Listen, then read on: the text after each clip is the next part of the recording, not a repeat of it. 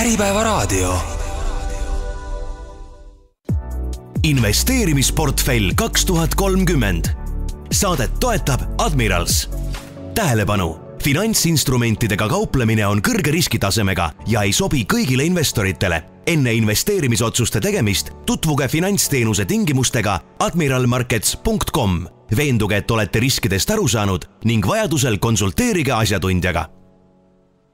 Hei, Äripäeva raadio kuulajad.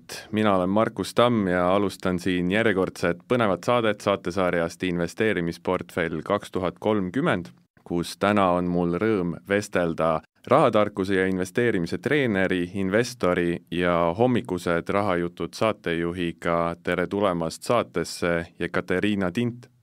Ja, tere. No, lisaks siis investoriks olemisele, rahatarkuse õpetamisele vaatasin, et oled ka eraisiku rahanduse õppejõud ja sertifitseeritud kestliku rahanduse analüütik. Et nüüd läheb süke akadeemiliseks asi, et mis on eraisiku rahandus ja kestlik rahandus, kui palju need omavahel seotud on? Sisuliselt, mis ma lisaks teen, on kõrgkoolis minor, õpetan eraisiku rahandusained, kus me läbime päriselt kõik neid rahatarkuse ABC-d, isiklik finantsplaneerimine, krediitide, laenude kasutamine, investeerimise alused, investeerimise fondidesse maksustamine. Et meil on selline pikk kursus, mis mina siis vean vene keeles. Ja lisaks sellele, jah, ma olen teinud mitmeid sertifikaate, et siis, kui see jätkusuutlik investeerimine alles nagu tuli maastikule, järjest hakkasid tekkima neid rohelisi fonde, siis minu eesmärk oli see, et ma tahaks nagu väga selgelt aru saada, mis asi see on, sest see hakkab mõjutama kogu valdkonda. Ja sisuliselt läks teoreetiliseks, et ma õppisin, kuidas see asi töötab, kuidas see ESG-d arvesse võetakse, kui palju seal on jätkusuutlikkusega seost, mis need probleemsed kohad on, et igatahes sai erinevaid koolitusi läbitud, aga tänapäeval lisaks sellele ma tegelen ka nii eraisiku rahandusega kui ka ettevõtjad üldiselt on ju, et ka ettevõtjale, kui sul on ettevõte, siis sa pead ka rahaasjadest nagu ülevaadet omama ja finantsotsuseid tegema, et minu jaoks on olnud selline eraisik, ettevõtja ja sealt nagu laieneb, et ma olen nagu kõik eraisiku rahandusega olulisemaid teemasid püüdnud katta. Okei. No väga hea, nende kõikide teemadena sinna rohelisse ja ESG-sse sinna kohe varsti jõuame, aga mul tekkis siin see mõte, et sa oled võtnud selle nagu nii tõsiselt ette, nii praktiliselt, teoreetiliselt, akadeemiliselt, et praegu tekkis siuke mõte lihtsalt või et sinu arvamust küsida, et vaata, kui ma meenutan oma täiesti esimest üldse finantsturuga kokkupuudet, siis ma mäletan, et 2006-2007 oli hästi populaarne, et sa said telefoni kõne Hansapangast või Ühispangast ja sind kutsuti siis finantsnõustamisele, et seal pangas seisev vaba raha siis kuhugi ära investeerida. Ja tavaliselt siis pakuti neid samu või soovitati neid samu pangafonde, aga kui ma mõtlen nüüd 15 aastat edasi, siis nüüd on nagu maailmas see, et telefonist jälgitakse Instagrami, Facebooki, TikToki võib-olla ja seal on nagu hästi palju igasuguseid soovitajaid ja õpetajaid. Seadusest tulenevalt nad küll peavad ütlema, et nad ei soovita midagi, mingeid aktsiaid ega otsuseid, kuigi tihti näeb see siiski selline välja, aga nüüd ka sinul on suuri jälgijaskond, aga sa teed seda nagu läbimõeldult või struktureeritult ja oled nagu üles ehitanud sellise praktilise, teoreetilise kava, mille järgi sa teisi aitad. Kuidas sulle see maailm tundub, et kui siin meditsiinis näiteks vahel heidetakse ette, et liiga palju on siukseid iseõpetajaid või nagu ise alustajaid, et kuidas sa seda täna finantsmaailmas näed? Et selles mõttes mul on hea meel, et mis meil on toimunud, et tänu IT-le investeerimine on lihtsalt muutunud kättesaadavamaks, et tegelikult see on väga hea, kui iga inimene saab oma investeerimiskogemust jagada. Lihtsalt minu jaoks siin tulebki eristada seda, üks on see, et sa jagad enda kogemust, see ei ole keelatud. sa võid jagada, et miks sulle mõni investeering meeldib, aga lihtsalt, kui me hakkame erinevaid inimesi vaatama, kuulama, siis tulebki enda jaoks väga selgeks teha, et kas see on niisugune läbimõeldud informatsioon, et kas on riskid küljes, on ju plussid, miinused. Põhimõtteliselt fondijuhid ju ka avaldavad enda tehinguid, et kas see on nagu seda laadi, on ju, kui palju tegelikult seal analüüsi taga on ja seda teekonda, mis mina olen üritanud võtta, mulle lihtsalt nagu meeldib, et ma lähenen läbi teooriad selles mõttes, ma ei tea, kas ma siin finantsnõustaja ametliku sertifikaadi teen või ei tee, see on ka niisugune pikk tee, aga ma tean, et mina ametlikult soovitusi ei tee, samas mulle meeldib see professionaalne lähenemine nagu fondi portfelli või portfelli juhtimisele, mida ma olen üritanud ise nagu kasutusele võtta. Aga kindlasti tuleb siin vaadata, et neid nüansse ja aspekte vaata investeerimise puhul on nii palju, et ei ole ühtegi õiget investeeringut. Ja ma arvan, tavainimese jaoks võib-olla, kui me räägime täiesti nagu alustajatest, siis see ongi kõige raskem, et nagu mis investeering on kõige parem, ei ole päris sellist vastust, sest alati sul on nagu plussid, miinused, oodatav tootlus, riskid ja mis on nende realiseerimise tõenäosus. Igatahes, asi võib olla väga keeruline, aga minu eesmärk on siis seda tegelikult teha lihtsaks. Okei, aga rääkisid alustamisest, et kiirelt sissejuhatuseks lihtsalt räägiks natukene, et kuidas sa ise turgudele jõudsid, lugesin, et sa 2010 aastal lugesid Kiyosaki raamatut ja sealt hakkas see huvi veerema. Kui palju sa täna Kiyosakit jälgid? Ei, selles mõttes ma arvan, et see üks raamat oligi. Ma arvan, mul on kuskil riiulite peal veel tema teine raamat, mida ma vist tunnistan ei ole läbi lugenud. Et selles mõttes minu jaoks Kiyosaki on olnud see inimene, keles nagu andis mulle seda idee, on ju, et sa saad olla investor, et lisaks aktiivsele sissetulekule sa saad passiivset sissetulekut teenida, see on tegelikult nagu peamine idee, mis ma kaasa sealt võtsin.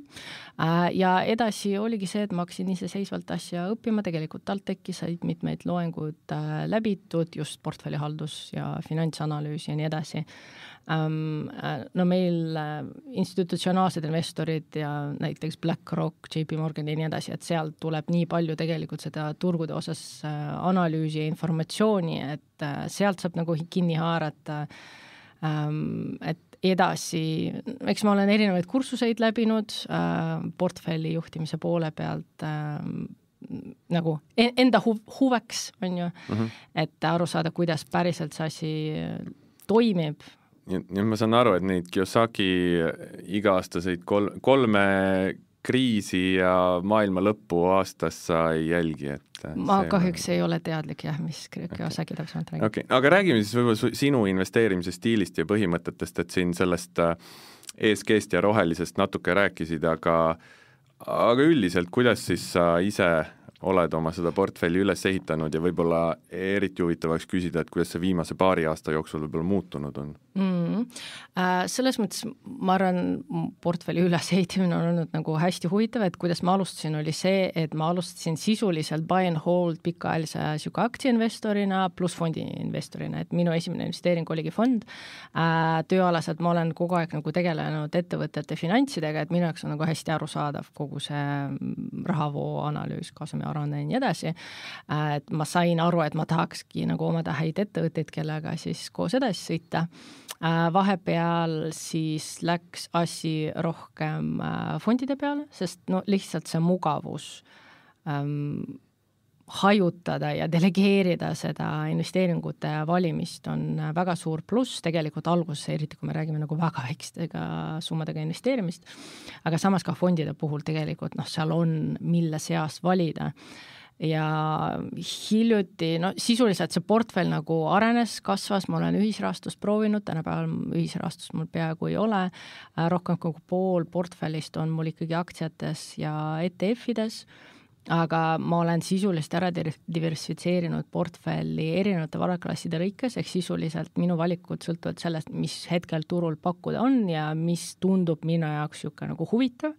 Ma olen ise, mina nagu tegelen aktiivselt portfelli juhtimisega, tegelikult see portfell on ühisvara omandis, on ju, et on olemas nagu väga selge tootluse eesmärk, mida ma tahaks saavutada 7-9, seda me ei ole muutnud, aga selge eesmärk on see, et eesmärk on ka saada seda tootlust väiksema riskiga, ehk tegelikult ma endale selgeks tegin, et ma 100% indeksites ka ei saa istuda, esiteks lihtsalt veits sigav on, aga teiseks see potentsiaalne nagu langus, et ma tahaks seda elimineerida või mitte näha minu portfelli langus nii suurelt. See on hea mõte, sest minu meelest sellele pööratakse vähem tähelepanu, eriti selle ostahoia ja passiivse investeerimisega, et vaadatakse, et et indeksi ajalooline tootlus on 7% aastas keskmine, aga ei vaadata seda, et see downside on võib-olla kriisides -50, et võib-olla see 7% keskmist on võimalik natukene portfelli kuidagi hajutades või juhtides saada lihtsalt, ma ei tea, -25-ga, mitte -50-ga, mis on just. Tegelikult juba minu jaoks vähemalt nii suur samm edasi, aga enamike jaoks võib-olla ei ole nagu vahet, et 7% tootlust, pole justkui vahet. Aga tegelikult, kui sa teed seda nagu drawdowni läbi seal, siis on minu eest väga suur vahe, kas see on -50 või -25, näiteks. No täpselt. Aga siin praegu meenus veel üks mõte, mida ma ise hiljuti mõtlesin, et tihti minult kui kauplejalt küsitakse, mis mu see tootlusootus ja see on, ja siis ma hiljuti mõtlesin, et tegelikult õige vastus edasi minnes oleks öelda, ma ei tea. Sest tegelikult mul võib ju mingi idee või ootus olla, aga tegelikult me ei tea, palju me järgmine aasta, järgmise 3 või 5 aastaga tootlust teenime, kui just ei ole mingi väga fikseeritud intressimääraga instrumendid. Aga kui sa oled aktsiates, siis on väga raske öelda, palju sa tootlust ootad. Nõus, pikaajaliselt me saame jällegi mineviku pealt nagu vaadata ja tegelikult, kui me juba vaatame üksikuid aktsiaid, seal on võib-olla kergem selliseid nagu prognoose, finantsprognoose teha ettevõtte puhul, aga ma arvan, investori üks teine pool, mis ongi hea, et ma tegelikult saangi valida teisi varaklasse, mis näiteks maksavadki mulle suuremaid intressimäärasid, et mina olen ikkagi võtnud selle tootluse eesmärgi endale ette, sest minu jaoks on väga selge ka, et näiteks kui ma olen ebaõnnestunud aktsiate valimisel ja seal seda tootlust ei tule, siis tekib küsimus nagu miks ma üldse näiteks üksikaktsiaid valin, kui seal tootlust ei ole, et minu jaoks on niisugune portfelli juhtimise üks tööriist ja mõõdik, sest see dikteerib ikkagi ka seda, mis investeeringuid ma vaatan, mis investeeringutest ma loobun, kui sa juba mainisid, et mis muudatusi ma olen mingi viimase paari aastaga teinud, see ikkagi nagu dikteerib asju. Aga aktiivne versus passiivne investeerimine, ma olen tihti mõelnud plussidest, miinustest, ootustest versus tegelikkusest, et vahel jääb mulje, et on nagu 2 leeri, on need, kes õudsalt promovad seda, et iga kuu pane mingi osa oma sissetulekust indeksisse, ära üldse näpi ja siis on need, kes väga aktiivselt juhivad oma portfelli, aga ma ei tea, parand mind kui eksin, tundub, et sa oled seal kuskil vahepeal, et selles mõttes sa võtad nagu natuke mõlemast maailmast, et sa kasutad seda passiivse investeerimise eeliseid, aga samas sa ikkagi juhid aktiivselt oma portfelli, mis sa ise nagu nendes plussides miinustes näed, kummale poole sa ise nagu kaldu oled või kumb see stiil sulle rohkem meeldib, et kas see osta ja unusta indeksit või siis ikkagi see, et sa saad vaadata mingeid aktsiaid, mingit sektorit, püüda seda ajastada natukene? No siin tegelikult küsimus, kui palju mul aega üldse on? Päriselt, et kui me räägime, et jaeinvestor või tavaline investor tahab tegeleda aktiivse portfelli juhtimisega, küsimus tekib, et kui palju sa päriselt tahad aega sinna panustada. Ja minu jaoks on tõesti olnud selline tasakaal. Põhimõtteliselt, mis mina olen mõelnud, ongi see, et kui turud tõusevad ja me teame, et meil viimati, me saame vaadata, et kus see kasv on tulnud viimased 10 aastat, siis tegelikult minevikus oleks saanud rahulikult istuda indeksites, võib-olla võtta seal paar kasvuaktsiaid, et seda paremat kasvu saada. Nüüd samamoodi ma istun osaliselt indeksites, aga ma olen võtnud näiteks ka võlakirju või mingid muid aktsiaid, mis on minu seda downside'i veidikene nagu minimeerinud, on ju, et see tootlus parem oleks. Et ma ETF-idest nagu kuskil veerand on. Tegelikult me kunagi täitsa alguses mõtlesimegi, et kuidas see portfell võiks välja näha ja eesmärk oligi, et see portfell ongi hajutatud, et ETF-id, kui sul aktsiate valimine ebaõnnestub või ma ei tea, need võlakirjad lähevad õhku, siis sul vähemalt turu keskmine jääb, aga samas püüad oma oskusi rakendada nende üksikute valikutega ka. Ja selge on see, et kus näiteks parem tootlus on tulnud minu portfellis aastal 2022, oligi see, et tänu sellele, et mul olid võlakirjad, mis pakkusid pidevat stabiilset rahavoogu, tänu sellele, et ka näiteks olen kulda võtnud, mis jällegi oli riskide vähendamine, mis minu portfelli jaoks nagu töötas, et see parandas seda tootluse ja mina tegin järelduse, et järelikult olid nagu õiged valikud tehtud. Kui kaua sa kulda plaanid hoida? Mul on tegelikult see võetud siuke taktikalise positsioonina, et see nii kaua, kuni on asjad ebaselged, siis ma hoian. Tänapäeval selle osakaal on veits nagu suuremaks kasvanud, aga 5% on ju, sest kulla hind ongi kasvanud. Vaatame, see sõltub kõik nagu majandusest, et kui siin näiteks, kui on väga selge, et hakkab järgmine pulliturg, et ma saan aru, et see kuld enam ei kasva, sest investorid leiavad teisi võimalusi, kuidas paremat tootlust teenida, siis saabki kullast nagu loobuda. Aga seni, kuni ei ole selge, mis maailmas toimub ja mis intressimääradega toimub, kas tuleb see majanduslangus, ei tule majanduslangus, siis jätkuvalt hoian. Miks ma küsisin, ma ise olen kulla futuurides pikk hetkel niikaua kuni tõuseb, et niikaua kuni see siksak hinnas tõuseb, niikaua ma hoian seda ja kui see siksak hakkab pöörama allapoole, et siis ilmselt enam ei hoia. Okei, aga mõjuinvesteeringud, ESG, Sustainability, Impact Investing, need on mõned terminid, mis sulle on vist väga hingelähedased. Tahad siis natukene avada, et mis see tähendab ja mis sa sealt otsid?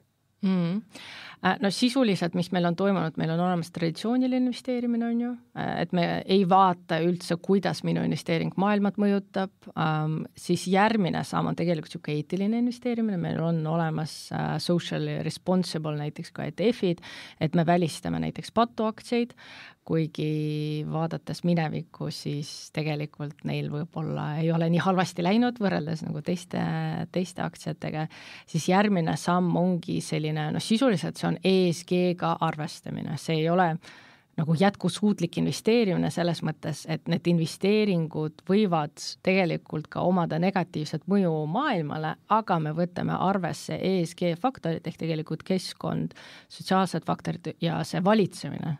Valitsemine, ma ütleks, et ka varasemalt investorid on seda arvesse võtnud, lihtsalt see keskkonnafaktor on sinna juurde tulnud, kus me arvestame nende ESG faktoritega investeeringute valimisel.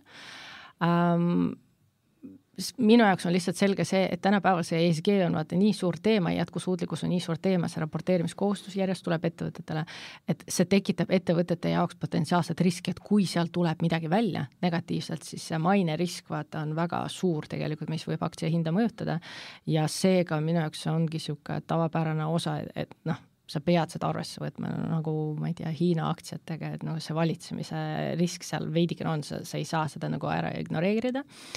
Aga siis, kui ma hakkasin seda jätkusuutlikkust nagu ise õppima, siis ma sain aru, et mina võin arvestada selle ESG-ga, aga tegelikult kui ma tahan päriselt, et oleks midagi positiivset maailmale, siis järgmine samm on mõjuinvesteering, kus meie eesmärk number 1 on, et see, mida me finantseerime, omaks mõõdetavalt positiivset mõju keskkonnale või sotsiaalselt.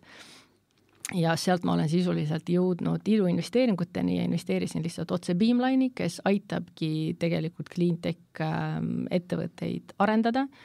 Ehk siin tuleb ka eristada, et kas see on juba nagu järelturul kauplemine ja sa võtad ESG-d arvesse ja tegelikult elu läheb edasi, nagu ta läheb, või me päriselt finantseerime äriettevõtte tegevust, mis mõjutab konkreetsed ettevõtted, et sa päriselt nagu toetad oma rahaasjaga. Näiteks, kui me anname laenu või finantseerime võlakirju või tegeleme iduettevõtlusega, see nagu otseselt mõjutab ettevõtte rahavoogusid tänu sinule sisuliselt ettevõtte, kas saab tegutseda või ei saa tegutseda, et seal ma kindlasti nagu tahaks rohkem seda jätkusuutlikkuse ESG põhimõtteid rakendada.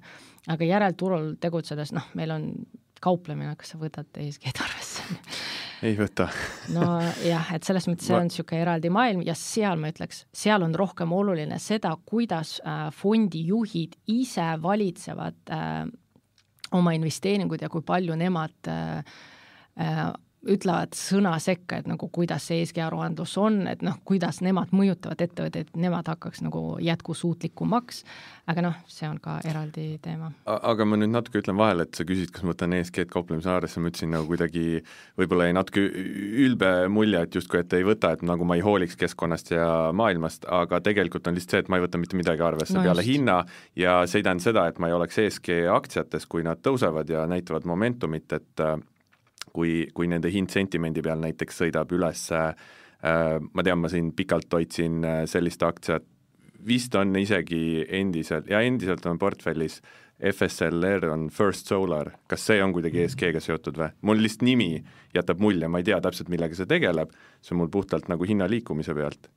Aga... No on ju eraldi sellised taastuvenergia allikad. Et see taastuvenergia ettevõtted justkui läheks sinna alla, et siis ma võin öelda, et ma olen ka nii-öelda roheinvesteeringutes ja päästan maailma, kui mu raha seal kasvab. No sa ei saa öelda, et sa päästad maailma, et selles mõttes vaata jätkusuutliku investeerimises seal on olemas nagu täitsa 7 erinevat viisi, kuidas ESG-d arvesse võetakse.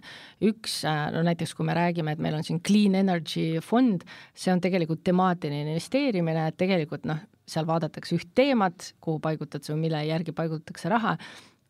Aga see teine küsimus on see, et noh, ka taastuvenergia allikate arendamisega on seotud ka keskkonna negatiivsed potentsiaalsed mõju, mis on ära peidetud kuskil in the supply chain, vaata, kuna sa kaevandad metalli ja nii edasi, et kui palju seda vaadatakse ja siis noh, veel võimalused on näiteks välistamine, et me välistame ettevõtteid, kes mingeid norme ei täida või kellel on mingid suuremaid riske.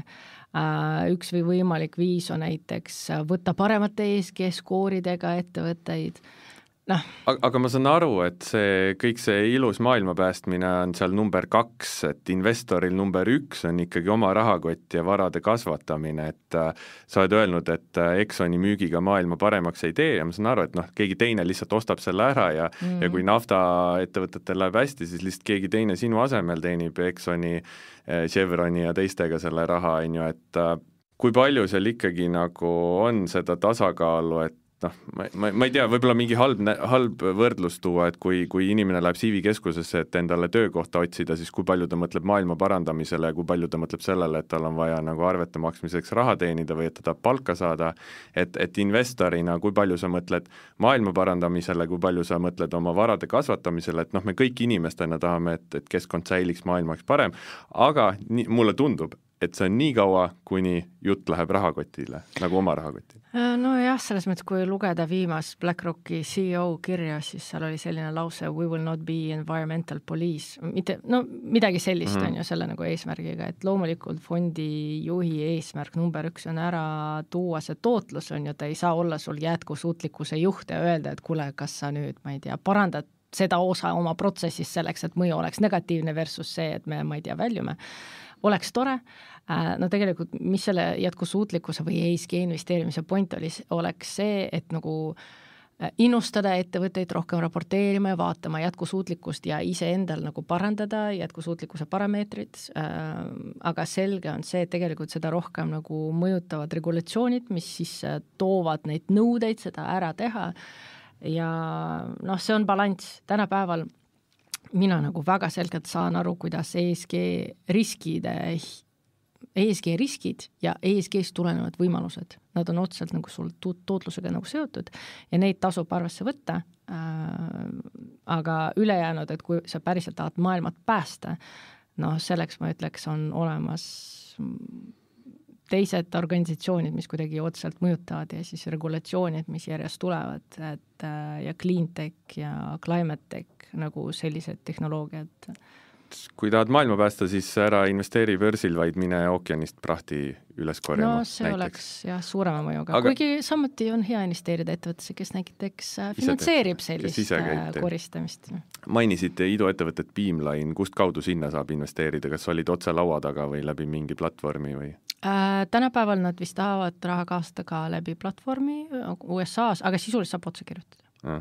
Okay. Et sa oled seal kuskil juba päris alguses, nii et kui nemad lendavad, siis sina saad väga jõukaks. et sa olid nii alguses juba peal? No selles mõttes need on täitsa nagu alustavad ettevõtted, on ju kõige suurema riskiga, et mõnel ettevõttel on see product market fit leitud, keegi arendab oma toodet, kellegi võib-olla esimene prototüüp on, et selles mõttes see risk on seal väga-väga suur. Kui sealt keegi lendab ja tänu nendele erinevatele regulatsioonidele see tõenäosus, ütleme niimoodi, järjest nagu kasvab, on ju, sest nõudlus nende tehnoloogiate vastu suureneb, siis saab positiivset tootlust, aga jällegi see on selline pikaajaline investeering ja väike osakaal minu portfellist. Esimeses osas rääkisime rahatarkusest ja Ekaterina investeerimisega alustamisest, rääkisime ESG-st, sustainabilityst, portfelli hajutamisest ja aktiivsest, passiivsest investeerimisest. Nüüd teises osas tahaks natuke rääkida ka Ekaterina enda portfelli sisust.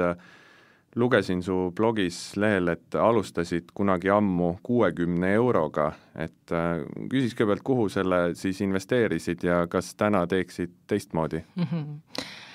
Selles mõttes kuna ma tegelesin ettevõtte finantsidega, siis ma sain aru, et mis on aktsia ja ettevõtte, tahtsin ettevõttes investeerida, aga jällegi mul ei olnud seda head analüüsi tehtud, et ma oskaks ja julgeks üksik aktsiaid näppida ja siis ma tulin panka ja ütlesin, et pakkuge mulle fond.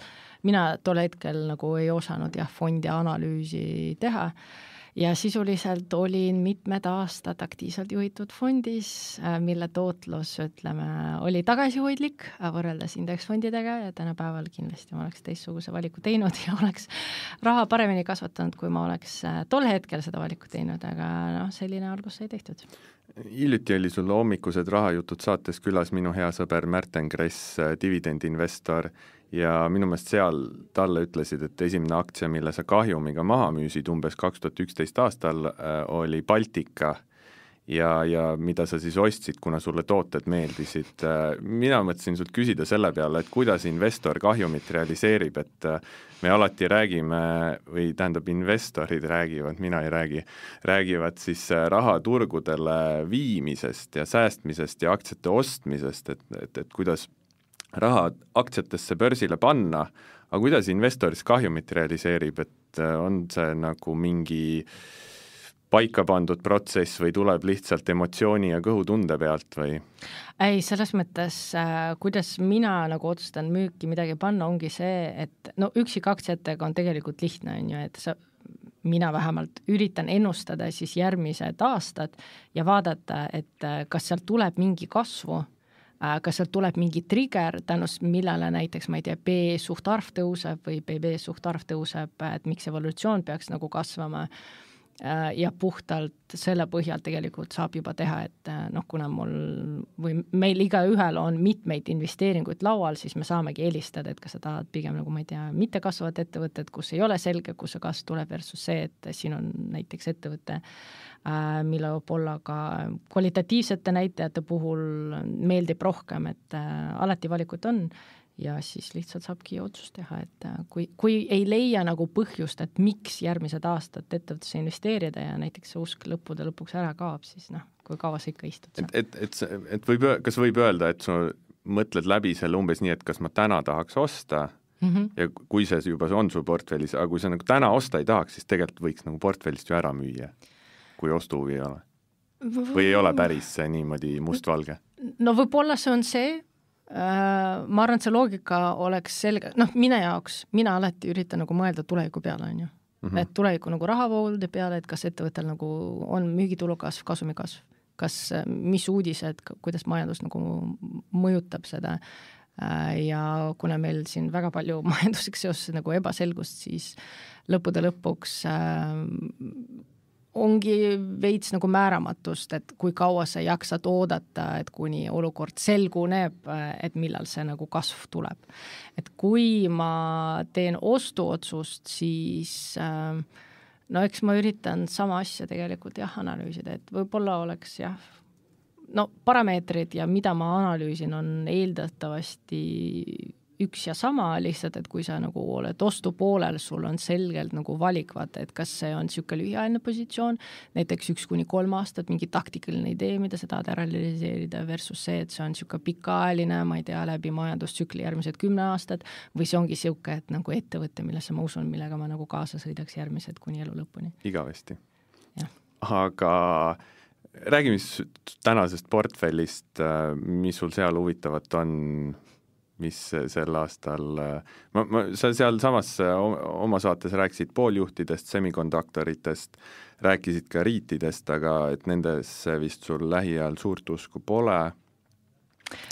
Jaa, no selles mõttes see portfell on hetkel hajutatud ja kui sa mainisid, ma ei tea, millest me alustame, riitidest, mul on olnud lihtsalt see Belgia kinnisvarafond, mida nagu kvalitatiivselt, numbriliselt analüüsides mulle väga meeldib, aga noh, selge on see, et hetkel ei ole parimad ajad kinnisvarafondide jaoks, aga siin ongi see hea küsimus, vaata, et kui hinnad on langenud, kas on pigem nagu hea ostukoht versus see, et kui kaua sa ootad, et maailm nagu muutub ja numbrid hakkavad paremaks. Et kuna mul on seal praegu 4 erinevat kinnisvarafondi, ma ise kaldun sellesse, et nende osakaal on nagu väiksemaks läinud ja see on okei, et siin ongi minu jaoks küsimus, et kui palju ma arvatavasti juurde ostan, kui ma tõesti nagu usun, et ettevõte on pikaajaliselt hea ja on kasvupotentsiaaliga.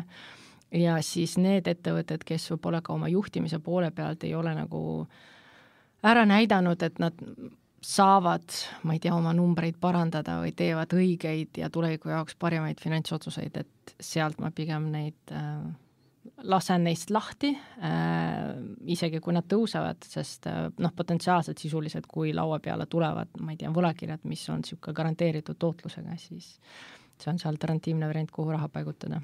Aga kas pooljuhtides on siis praegu garanteeritud tootlus, et semikonduktoritel läheb jälle hästi?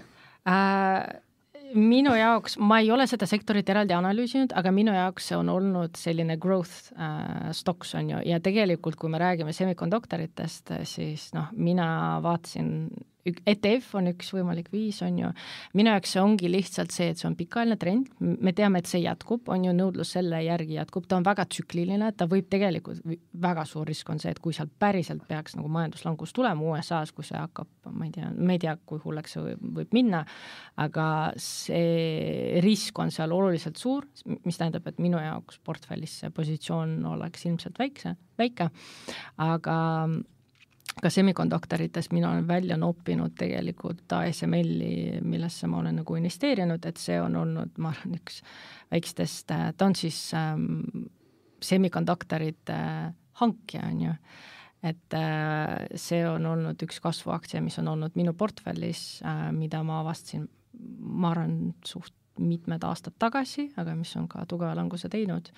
Aga jällegi, et kui me räägime kasvuaktsiatest, kus on päriselt nagu nõudlus selle ettevõtte vastu, kus on ennustatud müügitulu kasv, kasumi kasv, siis see on näiteks see aktsia, aga lihtsalt mis probleem on, seal tekib, on see evolutsioon, on ju, et seal P-suhtarv on juba siuke 30 ja headel aegadel ta on olnud 50, et selles mõttes see toob selle riski sisse.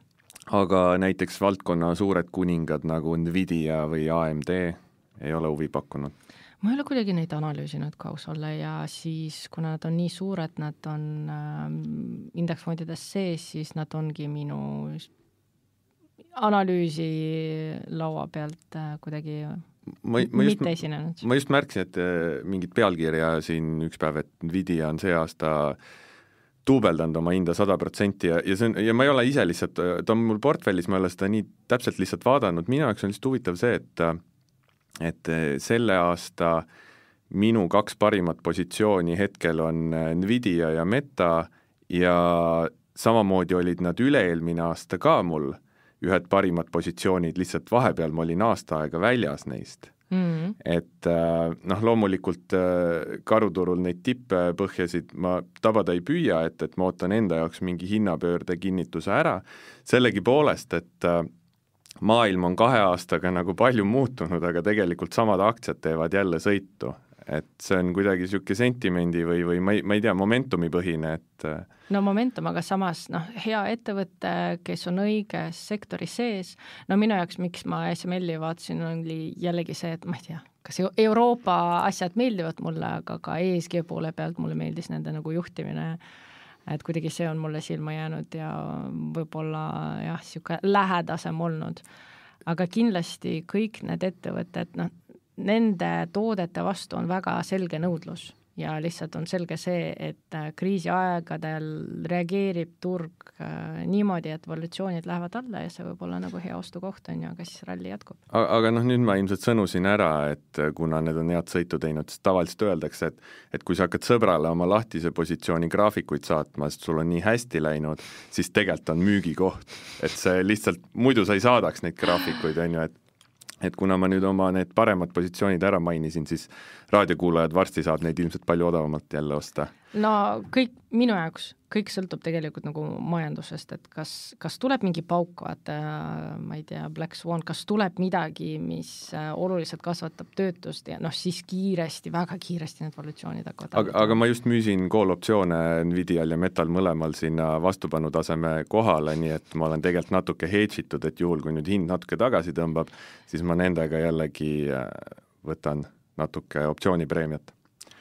Aga üks teema või investeerimise instrument, mida sa ka oma saates mainisid, mis minul kõrvad kikkeas oli arenevate riikide faktor ETF-id. Ja mitte arenevate riikide pärast, sest ma ise tegutsen ainult USA börsil, aga sa rääkisid faktor ETF-ist, mis vaatab viimase 6-12 kuu jooksul kõige kiiremini kasvavaid ettevõtteid, mis võiks anda 2-4% rohkem tootlusootust, aga sa vähemalt sel hetkel enda jaoks ikkagi ei leidnud, et see oleks nagu hästi toiminud ja müüsid maha, nii sa vist ütlesid. Minu jaoks on selle nimi Time Series Momentum ehk eesti keeles võib öelda ajaseeria momentum, et sa mõõdad mingi tagasivaate perioodi peal 6-12 kuud, on ju, mis on siis kõige järsemalt kiiremini või rohkem tõusnud, mis on nagu momentumi põhimõte ja siis sa panustad selle jätkule. Et minu jaoks oli see nagu selline kodusem teema, aga mis see sinu kogemus siis oli, miks sulle see ei meeldinud? Need olid arenenud riikide faktor ETF-id. Arenevate riikide faktor ETF-id, ma ei tea, kas on või ole. Siis sain mina valesti aru. Arenenud riikide. Ja MSCI World Momentum, ehk selles mõttes mul oli üks faktor strateegia, mida ma alustasin vist 2020. MSCI World Quality ja MSCI World Momentum. Et kui sa mainisid momentum, et see on tõesti nagu väga sarnaneb selle nagu kauplemisega ja tegelikult erinevad kvantitatiivsed analüüsid on nagu ära tõestanud, on ju, et see momentum nagu eksisteerib ja ta tegelikult on väga hästi toiminud just nendel kasvuhetkedel, eriti siin peale koroonakriisi tegelikult, kui kõik need momentum aktsiaid on andnud nagu oluliselt parema tootluse ja pikaajaliselt siin indeks tegelikult eksisteerib alates aastast 94 on ju, ja siis pikaajaline tootlus on olnud 10,5 ja tavaline arenenud riikide indeks on andnud siin veidi alla 8%. Et selles mõttes see toimib, aga miks ta enam nagu ei toimi eriti indeksina on see, et esiteks seal see turnover on nagu väga-väga suur. Meil turg on ju vahepeal nagu langenud, mis tähendab seda, et suuremad langejad võivad ju sealt indeksist välja langeda. Igatahes, ja see on MSCI poolt ka uuringutes nagu välja toodud, et loomulikult majanduslanguse nagu nõrgematel momentidel tegelikult see momentum indeks hästi ei toimi. Ta toimib siis, kui on kasvuturg, on ju, et siis ta edestab ja see strateegia töötab, aga kui ongi ajad segased, mis nad on olnud siin nagu juba teatud, ma ei tea, varsti 1,5 aastat, siis ega ta nagu ei pruugi sulle paremat tootlust anda ja siis, kui me vaatame viimased 3 aasta tootlus, siis see tootlus on olnud nagu nõrgem kui lihtsalt see tavaline indeks. Et ma tahaks nagu jätkata selle quality ETF-iga, sest see on niisugune nagu fundamentaalanalüüsi poolt nagu kvalitatiivne nagu screening on ju, et sul on kõrge ROE, stabiilne kasum aktsia kohta, ei ole kõrged nagu võlgnevust et see on niisugune nagu kvalitatiivne screening, aga momentum, sisuliselt ma olen üritanud, see läks juba kauplemise peale, et ma olen üritanud seda vahetada value'ga, on ju, et siin tegelikult üks mõõdik ongi, et kas meil kasvuaktsiad performivad paremini või pigem valueaktsiad performivad paremini. Mul on veel dividendi ETF ka, mis tegelikult sisuliselt ongi need valueaktsiad. Et minu jaoks asi läks veits ma ei ole leidnud põhjust, miks ta peaks praegustel aegadel, praegustel majandustingimustel performima paremini kui tavaline indeks ja seega ei olnud piisavalt nagu veendumust, et miks peaks selle strateegiaga jätkama. Eks ta, ma ise seda momentumit kaubelt võin öelda, et eks ta on natuke psühholoogiliselt valus ka selles mõttes, et ma pidevalt realiseerin neid kahjumeid, need, mis ei tööta ja siis sealt vahelt sõelun või jäävad siis pinnale need, mis tõesti lendavad ja mis jäävad portfelli, aga see eeldab lihtsalt, tihti on see võidumäär on madal, lihtsalt võitjad on suured ja enamus igapäevast tegevust on lihtsalt kahjumite korjamine, et nii kaua, kuni need suured võitjad siis lõpuks kohale jõuavad. Aga räägiks korraks kohalikust Balti börsist ka, et raadiokuulajaid kindlasti huvitab, mis sa Tallinna börsi kohta arvad, sest minu hea sõber, keda ma siin juba mainisin, Märten Kress ütles paar kuud tagasi meie börsijuttudes, et Tallinna börsi kohta, et miks see juba ei kuku. Et mis sa arvad siis? No selles mõttes, ma ei tea, me kõik ootame, mis USA-l juhtub ja äkki kukubki. Meil on selgelt see, et meil on ettevõtteid, kellel lihtsalt see tõusu kasvutrend jätkub, on ju, sest nad on trendi sees, taastuvenergia, jätkuvalt on vaja, loomulikult risk on kuskil olemas.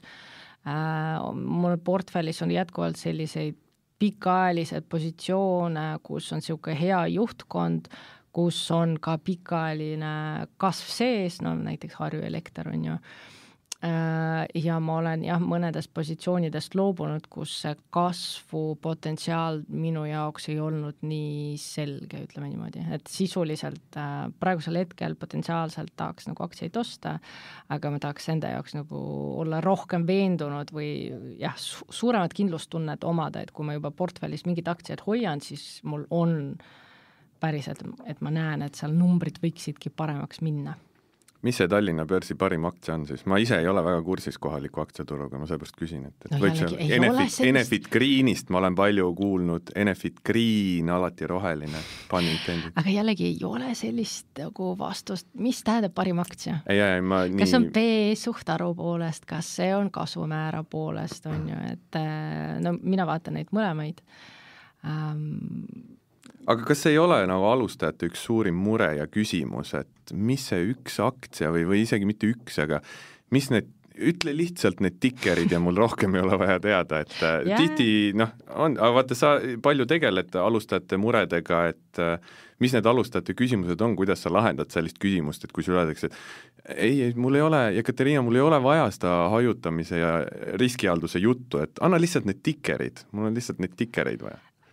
Selles mõttes, aga siis jällegi saab vaadata, näiteks üks analüüs, mis ma olen teinud, on dividendi tootluse pealt, vähemalt, mina ei tohi soovitusi anda, aga kui sa tahad numbrite pealt valida, siis üks variant on see, et sa valid näiteks kasvunumbrite pealt, kes on kõige kiiremini kasvanud. Siis teedki, ma ei tea, infolehe lahti ja sõelud välja, et mis need ettevõtted on, kellel müügitulu on kõige kiiremini kasvanud ja veidigi neid ka analüüsi on vaja teha, et see kasv nagu jätkub ja siis investeerid nendesse.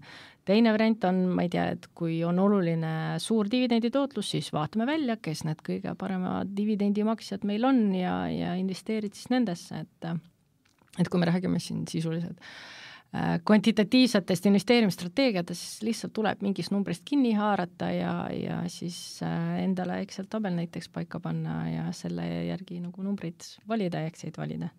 Väga hea vastus, aitäh. Mis sinu jaoks on rahatarkus? Kui rahatark sa ise oled, et kas sul on mustvöö või on veel minna? Ma ei tea, ma ei hakka ametliku rahatarkuse definitsiooni andma, et on ju.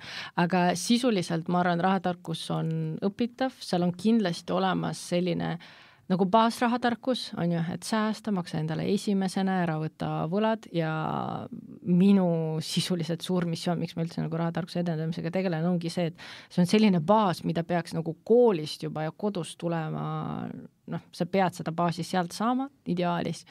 Vähemalt teeme ka nagu kõik ja ma loodan, et selles osas tegelikult on tööd veel tegelikult kahjuks teha, aga veidikene asi paraneb, ma loodan. Ja teine juba need erinevad tasemed, et kui hästi sa investeerida oskad ja investeeringuid valid, ma ei tea, laenu kasutamine jällegi investeerimise eesmärgil. Kuidas sa ise täna enese arenguga tegeled, kas on mingi teema, millega sa tunned, et sa seisad silmitsi ja et peaks nagu rohkem kuidagi õppima ja ise arenema, et selles mõttes, et sa ju palju aitad teisi, õpetad teisi, aga tegelikult ju ka me kõik õpime pidevalt ise edasi, isegi kui juba mingid asjad on selged ja teisi aitad, et kuidas sa ise nagu... Aga selles mõttes ma arvan, igal inimesel on ju mingi enese arengu teema. Loomulikult ma mõtlengi, see ma küsingi, et mis see sinul on? Mul on neid nii palju. Selles mõttes üks võib-olla siuke järjepidev läbi aastate teema on olnud selline kas eneseotsing või ongi see, et mis on just see minu tugevus, kuidas mina saaks kõige paremini ennast rakendada siin maailmas. On ju arvestades minu eripärasid, ma ei tea, analüüsioskuseid, organisatsioonseid oskuseid ja nii edasi, et kui sa oled ettevõtja, siis see maailm on nii avar, et sa saad sisuliselt ükskõik mida teha, aga see muutub samas ka nagu kohe keerulisemaks on ju, sest sa ei ole enam üksi on ju, sa ei muretse ainult enda pärast, vaid sa võidki tiimi moodustada, suuri asju teha, et see on olnud, ettevõtlus on kindlasti üks suur ja väga huvitav piiramatu väljakutse, millega saab tegeleda ja millega ma jätkuvalt tegelen, sest seal lihtsalt valdkondi on ju kõik, mis sul laua peal ette tulevad. Sinu tegemiste ja projektidega saavad raadiokuulajad täpsemalt tutvuda su kodulehel moneysmarterme.eu, aga on veel midagi, minul on veel siin palju teemasid, meil kahjuks saateaega hakkab otsa saama, et mina hea meelega räägiks veel tund aega suga siin, aga kuna meil paar minutit on aega, siis ma lihtsalt küsin, et kas on veel midagi, mida ma ei osanud küsida, millest sa ise tahaksid rääkida kuulajatele või on sul äkki mõni äge käimasolev projekt või mingi üritus tulemas või mis sa nii-öelda tahaksid veel raadiokuulajatele kaasa anda siin sellest tänasest vestlusest? No ma iga kuu üritan midagi huvitavat, kasulikku ja tasuta teha, et saab lihtsalt minu näiteks uudiskirjaga liituda või vaadata minu Instagrami, kus ma neid uudiseid postitan, et mingi tasuta huvitavaid asju alati tuleb. Aga mis ma tahaks edasi anda, ongi see, et asi tegelikult, ta on siuke keeruline, on ju, aga ta saab olla väga lihtne. Ta saab olla lihtne siis, kui sa endale seda selgeks teed või keegi sinu jaoks seda selgeks teeb, et tasub endale lihtsalt kirja panna see nagu teema või küsimused, mis on see järgmine asi, sest muidu võibki uppuda lihtsalt sinna investeerimismaailmas.